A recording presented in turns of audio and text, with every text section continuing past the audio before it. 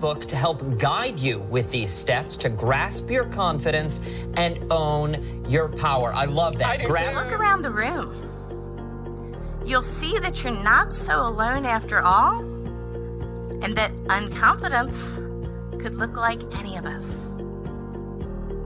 Maybe your whole life you have been told that the best wins, but I'm telling you right now that the best known will win.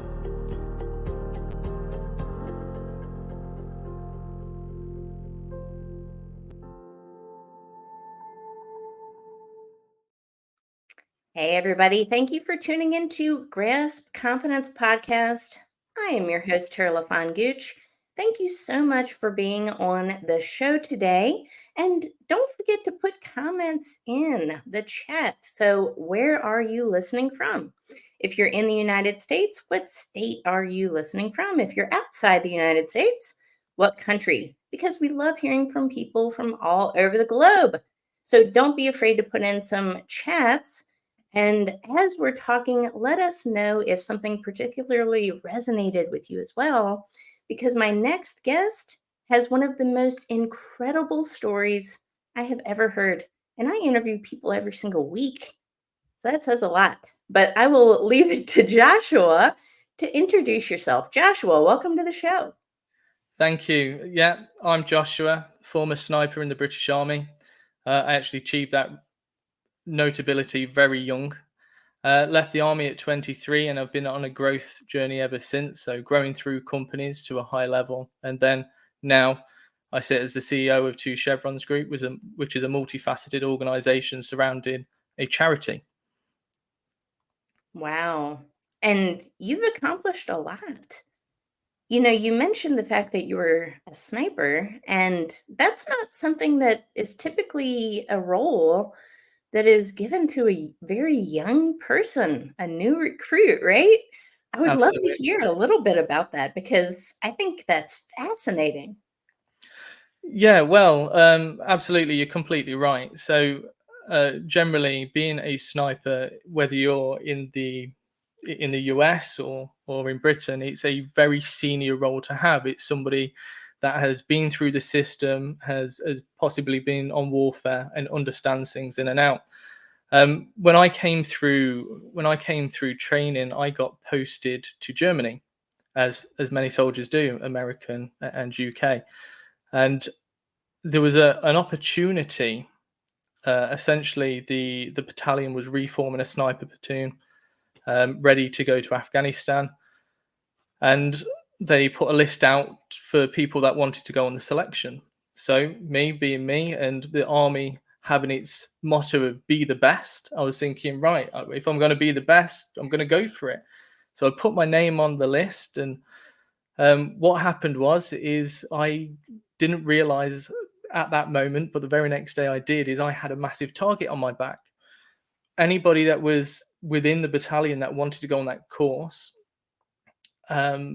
now kind of almost hated me. They didn't want me to be there. This new recruit, just come out of training, never been on warfare, hadn't been in battalion 5 minutes. But nonetheless, I thought, well, I've got to do it.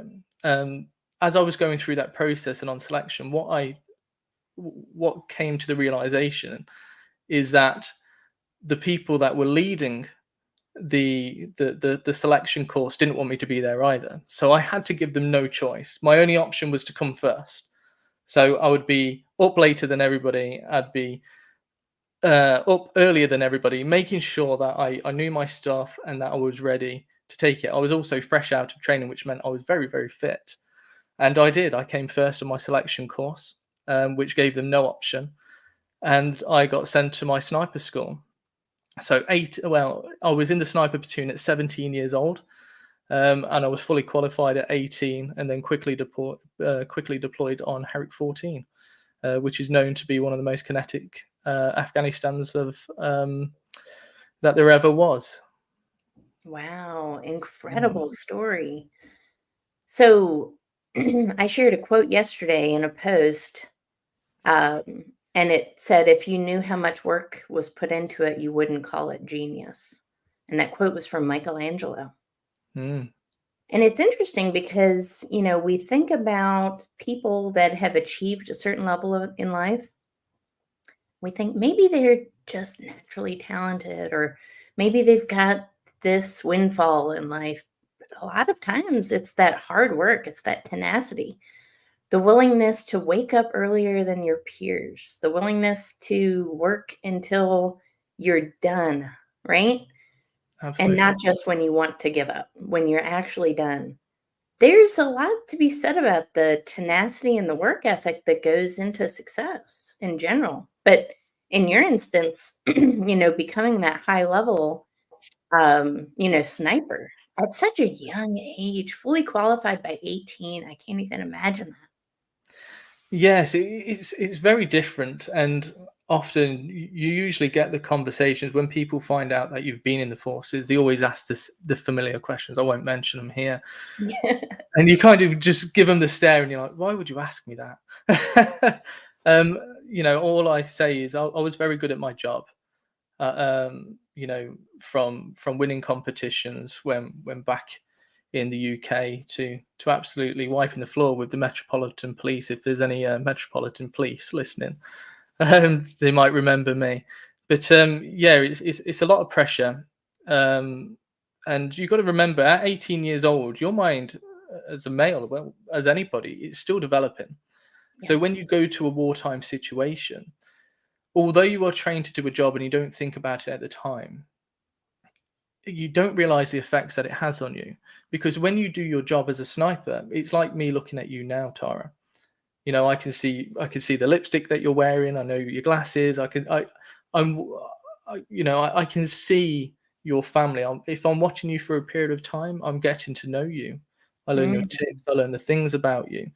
It's not always the case. Sometimes everything's very quick. Um, and yes, that goes along with you for the rest of your life. But the skills that you learn within the forces and in that level of role, and I did promote in the forces as well. Hence the name of Two Chevrons Group now. But yeah, as you go through that, is that tenacity that you talk about in terms of learning, in terms of how you do things, the ability to adjust and adapt and overcome. They're all the foundations that you find out that you really need in business, Ah, right? yeah. So everything that I learned in the forces, it was it was an easy translation when I realized what it was that I was doing and succeeding at in the civilian world, to go, oh yeah, if I just take a step back in this moment, I'll realize what I'm doing now. And that's what was happening to me as I was working within organizations and why I was promoting so quickly. I mean, I'm not old. I'm only 31 years old. I'll be 32 this year. And I've been to the top of organizations. I've made £1 million decisions. And that became a part of my every single day. Especially when I was doing turnaround projects for underperforming businesses.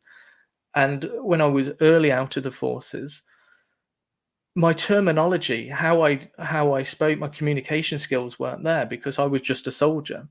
I joined at 16, I left at 23, so there was no university or anything like that. It was army and then business. And I remember walking into managing directors, and this kind of said, "Who are you?" And I said, "Well, if you listen to me, mate, you're going to succeed, and if you don't, you probably won't be here in 6 months." And that was how I spoke. And a few years after that, when I was given a project, and the project was a £20 million growth project, and I kind of, at that period, I thought, right, I need to really take a step back and say, what is it that I'm doing? And in them moments, I realized what I was doing was using these military principles of leadership and everything else in terms of planning, how we plan a battle attack or something like that, and using these civilian business terminologies and frameworks and just putting them together. And what was happening was success. Everywhere that I went, any project that I touched, it turned into a success, which got me a name for myself. And again, when you get to the point where people are calling you instead of you having to apply for jobs, that was a very nice point to be at. And it really did start me off on my journey. But I always knew that with this tenacity, and everything that I could potentially achieve, that I didn't always want to work within the system. I wanted to be able to work on the system and be able to grow people and own my own business and develop it in the ways that I wanted to, hence where I am today. I love that. And, you know, for everybody's benefit, you wrote a book about this, right? So, Yes. and I just want to mention that because there is a QR code here at the top of our screen to scan for pre-order, because Joshua is an author. And tell us a little bit about your book and what it means to businesses. Yeah, so, well, obviously you know about the book, and now everybody watching this does. You were the first person to know, and just for this podcast, when me and Tara first caught up, we had a great in-depth conversation, and it really reconnected me. I think sometimes we can get so busy with our day-to-day lives, we can disconnect from the things that are important. And I mentor people all the way across the UK, even some people over in the USA as well. And I say these things all the time, but sometimes we forget about ourselves. And after our conversation, I reconnected with what was important. And I had been sitting on this project for a while, and I thought, right, I'll get off there. I'll just do a little bit day by day. And we got there, and it got done. So the book is called The Fundamentals of Becoming a Badass in Business. Now, I'm a soldier. I would say I'm a little bit of a badass, but it translates all the way. Well, people would say otherwise, right? And they would say I'm full on. But I think it's nice to have a persona and have an energy about yourself when you're in business, and when you're making decisions. Understanding the full concept of a business is really important. This, aside from the skills that the military and that I've learned, and the educational courses and everything else that I've been on in this civilian world, one of the things that got me through is that I read a lot of books. I wanted to understand how a business works. I didn't want to just understand how operations worked. I wanted to understand the supply chain. I wanted to understand what a P&L was. You know, what is profit and loss? What is that terminology? How does it break down? What does an accountant do? So when I would make a decision in a business, it would be a very well-informed decision, and it would always be at the betterment of the business. And that helped me stand out among all my peers and anybody that might have been above or below me, because I am asking questions about other aspects of the business that it might affect, which helped me churn on. So this book is really a concept. It's a mindset. It goes through, having a badass mindset all the way through to future-proofing your business. Now, if you are an individual and you're looking to grow within your business, this is a great book for you. And if you're a business owner looking to grow your business, this is also a great book for you. It tailors both, because I was once in a business and now running a business. Mm-hmm. So I think that is the essence of it. So it goes through building your empire. There is can we swear on here? Technically not. Okay, so money talks, BS walks. Influence and manipulation. So that looking at the different sides of things there. Leading like a legend, innovation. There's 12 chapters. They're absolutely brilliant. It gets very practical in some places, because I think it's very important to understand the practicality of things. And what I try to do with this book is not go. I've read thousands of books like yourself, and sometimes you can get lost in a concept or an idea. And what I try to do is make it very, very simple. And that is me, is try to simplify everything. The first business I ever started was called The Simple Solutions. And I try to make that resonate through everything that I do, because if you're looking to start a business, you want it simple. You don't want this complex concept. And likewise, if you're a CEO or an MD in distress in your business, you want the simple way out. And that's what this book does for everybody. I love that. It is so cool. No, and I want to take everybody on a little journey of how you and I actually met. Yeah, great journey. Because it is. It's like crazy. I feel like I've known you for 10 years. So for everybody's benefit, a couple months ago, this was in January, I went to England and delivered a TEDx talk. I never knew who's going to be in the audience, right? I didn't know anybody else except for my immediate group. But there was somebody in the audience that you knew. Yeah. And the person that you knew said to you, hey, you should watch this TEDx talk or something like that, or connect with Tara. And then Yeah. I think, like, as I was leaving London, I got a connection request from you, and then we chatted. And when I got back to the United States, we had a Zoom call. Is that right? That's right. Yeah. So my friend Beth was in the audience. Somebody I respect very much, and she had messaged me straight after. Well, I think actually she was still in it, and she was like, "Oh, you need to connect with Tara, and you also need to do a TEDx talk." And I was like, "Well, who's Tara, and what is a TEDx talk?" That is so Because funny. I wasn't that familiar with TEDx at the time. Mhm. And I just connected with you, and we had, well, our first chat was brilliant. I think we planned a half-hour discussion. We were on there for about 2 hours.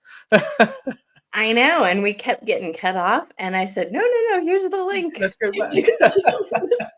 That doesn't happen very often, but we had such a profound and moving conversation. And I'm a crier, I'll just admit, right? So I'm an emotional person. And Josh, your story really touched me. But we've talked about all these things that you're doing right now, all of these accomplishments that you've had in your life, and it's inspirational. But was it always that way? Was there a point in your life when you were struggling a little bit, where life wasn't quite easy?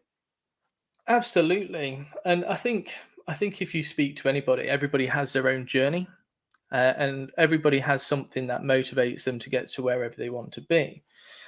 And as you know, there was tears on both sides when we caught up last time. You did it well then. But we were trying to keep the tears away today. But yeah, so it wasn't always that way. And as you go on a journey, it can be very difficult. So I don't remember, as you know, before I was 11 years old. So there was a lot of trauma in my younger years, that I just can't reconnect with. And I won't go into my very first memory. I did that before this, but it is dark and dingy. That's the very first thing that I remember.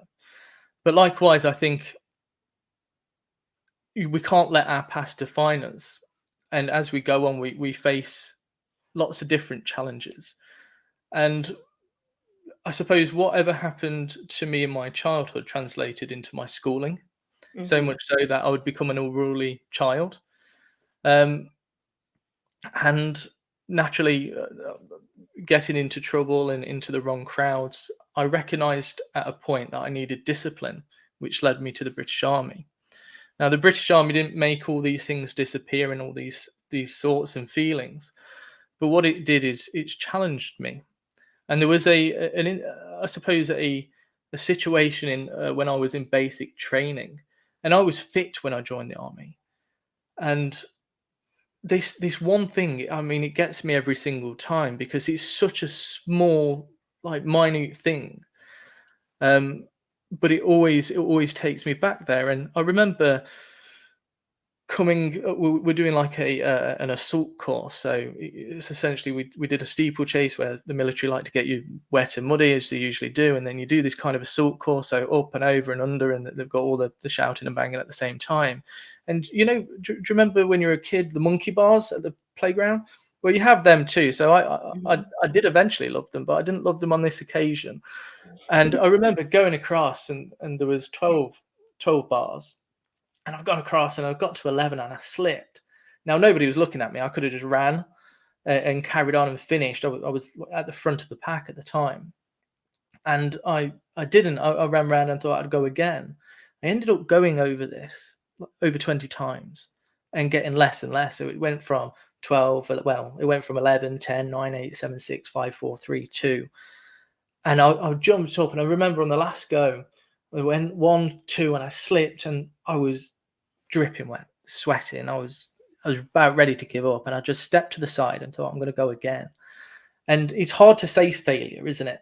And to go through that journey, but there was always something when I hit training that was keeping me back, that was keeping me behind the pack, where I'd push myself and my body, and I'm kind of, my mind's almost talking to my body, going, why am I not moving any faster? Why can I not?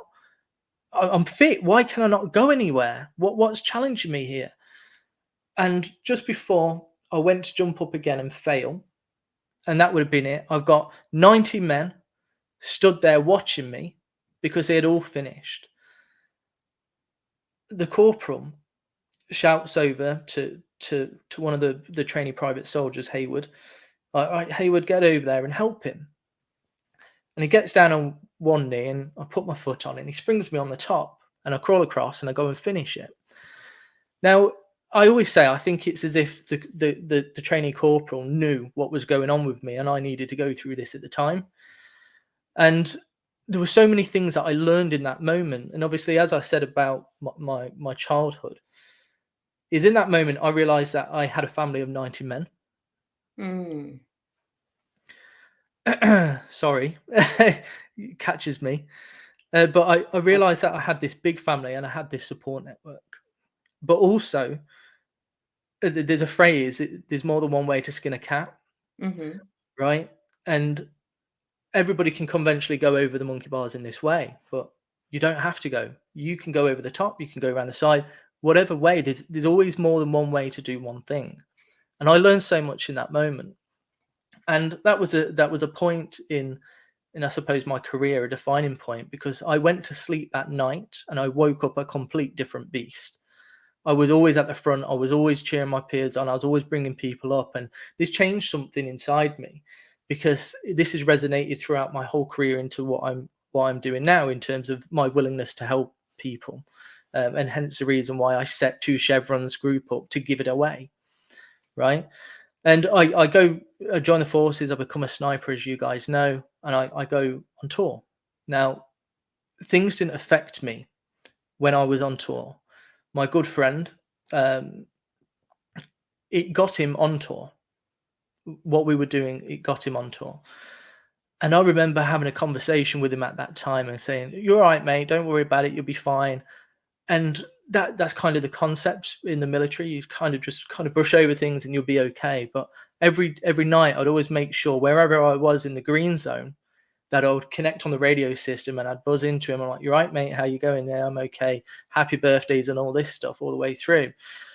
It got me afterwards, and I didn't realize it. I really didn't realize it at the time.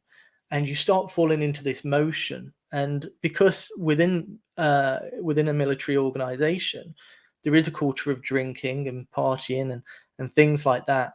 And it's a very, very easy trap. And you've got to remember, I was 18 years old. My mind's still developing. I've seen and done all these things. I come back and I'm told to go home for almost 2-3 months and play civilian. That can't be the way to do it. It really just can't. And looking back now, these are the things that through the charity that we have, 2 Chevrons, these are the concepts that we're trying to change. Because I came out and I fell into this trap. And I didn't realize what I was doing. I was spending money. I was doing things or spending money that I didn't have. And I then spent so many years trying to fix that. And it wasn't until about 12 months after it really just clicked for me. And I always define these as clicking moments. You'll hear that throughout. When I joined the army, discipline, click moment. This was a click moment too. And I was just like, I can't live like this. Nobody else is going to fix this for me. I have to fix it for myself. I'm in the army. I want to be the best. I'm a sniper. I'm supposed to be the best. I need to get back on the horse. And that's what I did. And overnight, I changed my concepts and I went again. And this has been a reoccurring thing throughout my life. But when I went on tour, I actually lost my hearing. And we managed to cover it up for a few years. So I was in a big battle. I was in a sniper's position and nobody knew I was there, and a tank drove up alongside me. Now this battle, it was crazy. You know, airstrikes in, snipers doing our job. We got people down on the ground, and this tanker drove up alongside me, not knowing that I was there, and I was on the barrel end, and it fires. So I get this pressure. I just remember my head feeling like it was about to explode, and I can only, for people that have not been in the military, I can only refer people back to films when somebody throws like an EMP grenade in and they're feeling a bit shocked and dazed. Well, that was me. And what I did was stand up. A sniper standing up in the battlefield shouldn't happen. And I can just remember being in this daze, and I could now see bullets chinging off the side of this tank that was next to me. I'm looking down, I can see the bullets dancing around my feet. And I go like this, and my hands were covered in blood, covered. Now I wear hearing aids. I've got my case here. I wear hearing aids to be able to hear now. But wow. I was in agony, absolute agony. And I remember getting back to my patrol base and talking to my best friend and going, I'm done. That's me. It's over. And there was something that happened at the start of my tour, which changed my mindset when I was on there, which made me feel like I needed to protect everybody. So much so that when I got to the end of the tour, I wanted to extend. I was like, right, I need to extend. I'm not leaving. The next battalion that comes through, I need to protect them too. And this really set off a journey. So when I was 23, I was let go from the forces. I didn't meet the medical requirements anymore. And how do you adjust? All I know was being a sniper. You can't do sniping in the civilian world. And you know, it's funny to end up where I am now, you know, telling businesses and individuals and coaching their careers and businesses, when 8 years ago I was on a battlefield. The process, it's crazy. But again, people leaving the military have to go through a transition, and I did. This concept of taking your body armor off, and we're talking about confidence now. The essence of the forces, wherever you are in the world, when you put that uniform on, that is a shell of confidence. It's not you being confident, it's a shell of confidence, right? So you put this on, all of a sudden your shoulders go back, your chest pushes out, you're standing straight, you're looking people dead in the eye. And that lasts, and it becomes impressionable, right? So you spend 7 years in there like I did, and it lasts for so long. But where it stopped for me was I got meningitis and I almost died. And my wife was telling me to go to hospital, but my mindset is I need to work, I need to be the best, I need to do this. My team can't do without me, so on and so forth. So I was going to work and I was really ill. So much so that one night I woke up and I said, something's really not right, and I kind of collapsed on the floor. My wife was pregnant at the time. She'll hate me for saying this, but she put me in a taxi and sent me on my way. Good for her. I think she's the best thing that ever happened to you. Yeah. And she sent me on my way, and I was in hospital, and I got there, and when I had woken up, she had told me that the doctors had said I was minutes away. The Walking Dead. Yes. I was walking dead. My blood pressure was non-existent. And this was in the November. Now I already have a son. He was 3 at the time. He would have turned 4 on January the 5th. But on Christmas Day, you know, less than 2 months later, he had a seizure. Oh my! So he just finished opening his presents, and he went on to the cards where all the money is, and he just let out into a kind of a roar, stood up, sort of grabbed him, and he started shaking in my arms.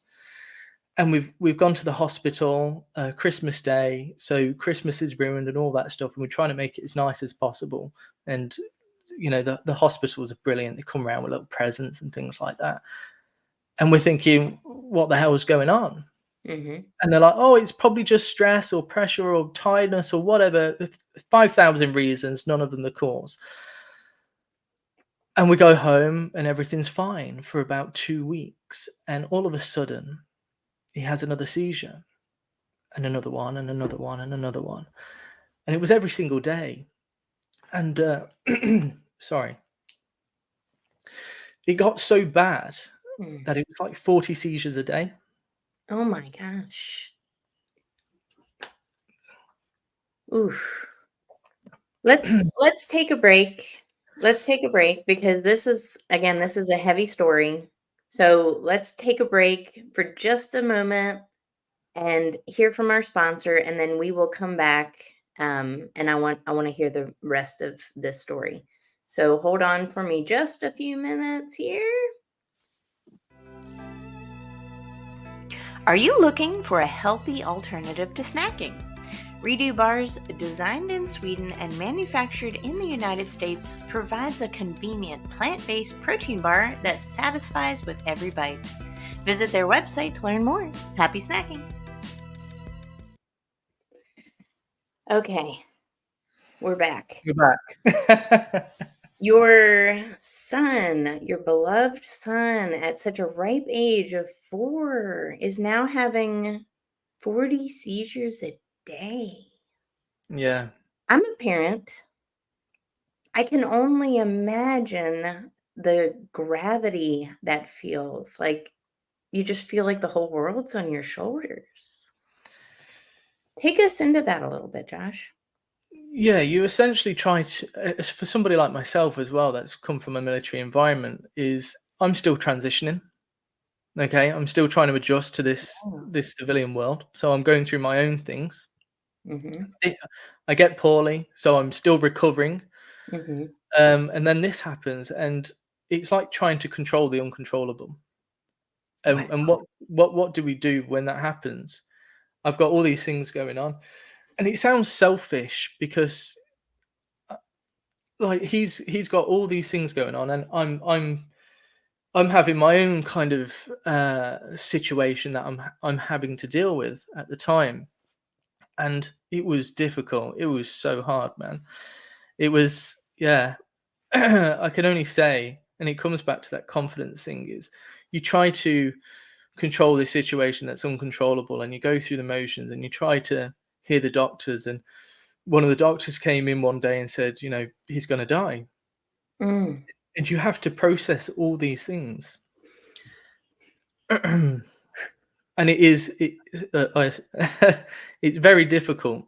It's very, very difficult, but you try to remain positive for them. And I'm trying to figure my stuff out a lot quicker so I Yeah. can be more effective for them. Now, my wife, she's solid as a rock. She's brilliant, and she really did carry us through that time. And we got him on medications, and the trial of going through medications was horrendous. There was moments where he was on certain medications, and he was like a shadow of himself. And we're going through this for years, and luckily enough now he's 2 years in remission. But it was years and years of trying to solve this issue, or for him trying to solve this issue, always in the hospital dealing with ambulances. And then as I said, my wife was pregnant at the time, then him being in hospital at the same time that the new baby was coming along. And I remember my wife telling me that she prayed the night before of her birthday. Mm. And she essentially prayed that it would go away. And since then, he's never had a seizure, right? Which is crazy in itself. But I think it's important that when you go through situations that you have to believe. And all the way through this, I still have to be a dad. I've still got bills to pay. I'm still trying to grow and succeed, and trying to find a balance where you can work and still be a high performer is a challenge in itself. And again, I have to attribute that back to my wife, because she's amazing. but also back to the military, because if it hadn't taught me to deal or to be able to perform in these high pressured situations, I possibly wouldn't have got through it Yeah. with everything that I had going on at the same time. And they're the good things that the military give you. There's a lot of bad things that it gives you as well, but they're the good things. And when we say, you know, was it always this way? Is no, because during the time when my son was poorly, I closed the doors and I didn't speak to anybody. And you know, when he got poorly, I decided I stopped drinking. I've not had a sip of alcohol ever since, because I always thought I needed to be ready to jump in a car to take him to the hospital. You know, I never wanted to be incapacitated in any way. So I cut them things out, and anything that would take my time away from him. So we kind of almost closed the doors and became this shell of a family that didn't really integrate with anybody. And with confidence, I think there was a podcast that you're on where you said, that you were leading, where you said that you always felt confident. Is that right? Oh, me? Yeah. Definitely not me. Oh, okay. Well, there was something in that podcast where it came out like that, or the way I processed it anyway. But I think confidence it's a bit like fear. You have to face your fear and repetition within something. Yes. Yeah. And I that was that for me, is if something's not practiced over and over again, you lose it. Now, I was very confident when I came out the forces, and that lasted me so long. This happened, I closed the doors, boom, confidence is gone. And then I had to relearn it all again. So what's interesting is, you know, you and I have had hardships in life. Childhood, those Mhm. adversities, right?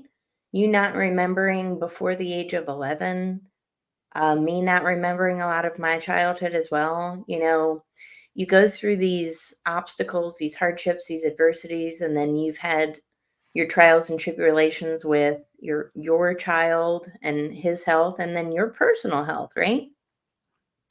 And it wears on your confidence. And the thing about it is that it can be brought back. Absolutely. And just like what you're saying, through repetition, you know, I was telling somebody this yesterday, somebody who I mentor, and I told her that you'll never. I asked her, she was saying she's not good at marketing or something like that. And I told her, I said, "Have you ever watched somebody run?" She said, "Yeah." And I said, "Has that made you better at running?" She said, "Well, no." I said, "Okay. So how do you get better at running?" "Well, you have to run." I said, "Oh, okay." Right? It's the same thing. Whether you're learning how to run a business, whether you're marketing, whether you're launching a podcast, writing a book, it doesn't matter what it is, whether you're trying to get in shape and work out, you don't get better by thinking about doing these activities. You don't get better by watching somebody else do these activities. Really, the only way you get better and refined is by you doing the activities. And Absolutely. what Makes does sense, that right? what does that do over time? It builds confidence, right? It's the only way to get better is by that repetition. And I'm not saying it's going to be easy. I'm not saying that you know, we're going to figure it out 100% that first step, but you know what? The more repetition you do, the better you get. And if you do something a little bit every day, by the end of the year, you're a master at it. I couldn't agree with you more, and it's that repetition of doing things, and that's what I had to relearn. Now Mm, I was still succeeding in the companies that I was helping through projects and growing, and having to deal with all this and trying to separate it, which was a big challenge in itself. So you can perform in one place and come home and then perform to be the dad and husband and everything else. But yeah, essentially, I had to relearn to be confident. I had to relearn to speak to people again. I had to relearn to do speaker sessions and stand in front of, you know, even 20 people. I remember doing it for the first time and going, "Oh my god, this is scary." knowing that I stood in front of 500 people and delivered presentations and sessions before. And you do, and as you say, it's that repetition of going back through and also setting yourself goals and understanding what's important. Why am I doing this? And like, why is just reconnecting as I did when we spoke to you and then finishing this book is why am I doing this now? What is my purpose? What am I trying to do? And I think it's important that we revisit that every so often, just to make sure, one, we're aligned, and two, it might change. Your purpose might change, and that's okay. And I deal with a lot of clients that are specifically looking for new careers, or they want to change the concept of their business ideas or their businesses that they're already in. I'm like, well, this is okay. Don't worry about it. Let's talk through it. Just you're not one fisherman in a boat. You know, there is thousands of people out there just like that, and that's okay. And we talk through it, and we get to a point, and we develop a plan, and we go for it. And that was exactly the same for me. Is I reconnected and I said, why am I doing this now? What is it that I want? I've got the house, I've got the car, you know, I've got the money, I've got everything else. Why am I doing this? And if I look back across my journey, I've never really made a decision over money. So money was never important to me. So what is important to me? Family is important to me. Making sure that they have a legacy. As you know, I had some sort of, I think I've frozen on your screen. Yeah, I think you froze, but that's okay. Okay. Train of thought. So where was I? I've lost myself. I looked at myself and lost myself. You were talking about why you're doing these things. Absolutely. I remember You know, that. and the fact that our purpose changes. And that's okay that, you know, what was once something you were striving for may your priorities may change, and now you're looking for something different, right?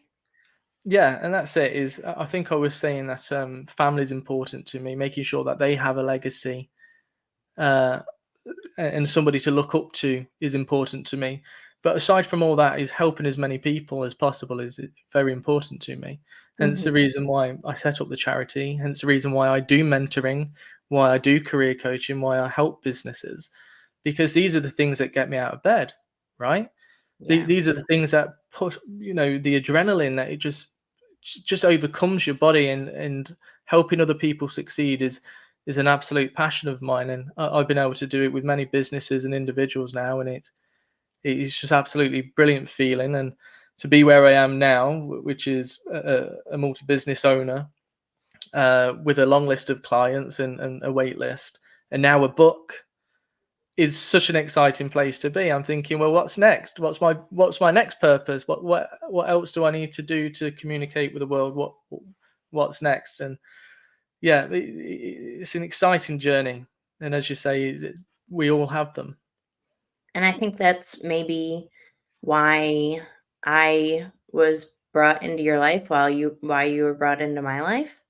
Maybe I'm supposed to help somehow, or maybe get you on that TEDx stage. We'll see. Wouldn't that be something? Absolutely. I can't wait. I think I can do it. But Josh, what a phenomenal interview. I'm so happy that I met you and that we connected. I'm grateful for the opportunity. The only thing I wish is that I could have actually met you in person in England, but that's okay. That just means I have to go there again, right? Yeah, or I'll come to the USA. Whichever or both. Let's do it. I love it. But thank you so much, Josh, for being a fantastic guest today on Grasp Confidence Podcast. And thank you for everyone who tuned in. Check out Josh's book, connect with him on LinkedIn, and support his cause. This is a cause that helps veterans, right, succeed in business post-service. They help veterans, they help blue light community succeed. This is a worthy cause, right? So donate, support, and just be that source of encouragement for these people, because they need that help in transition into civilian life post-military. So thank you so much for everyone who tuned in. Thank you for everyone who supports your veterans, not just in the United States, but also our allied veterans across the pond. We will catch you on the next episode. Take care, everyone.